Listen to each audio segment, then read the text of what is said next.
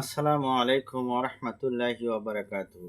হাদিস বখারী শরীফ, হাদিস নম্বর 1071, পৃষ্ঠা নম্বর 341।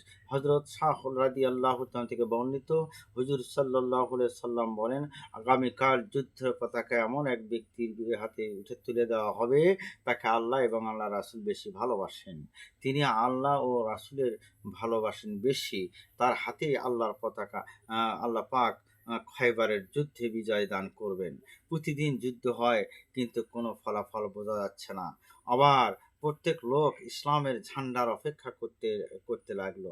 হজরত ওমর ফারুক রাদিয়াল্লাহু তাআলা বলেন, হজরত আবু বকর সারা রাত্র এই চিন্তা মনে মনে পোষণ করতে লাগলেন যে ওই ব্যক্তিকে আমি হতে পারবো। ওই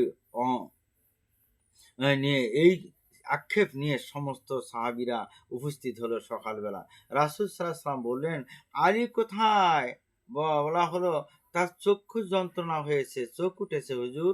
তাকে দুজন সাহাবীর কাঁধের উপর ভর করে আনা হলো।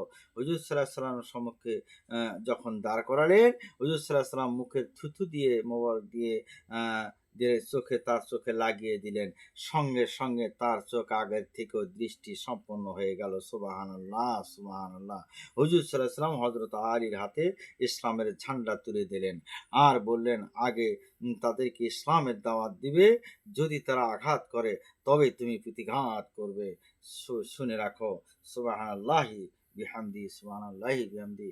ওই জিহাদের ময়দানে হযরত আলী জয়ী হয়ে এসেছিলেন। সুবহানাল্লাহ, সুবহানাল্লাহ।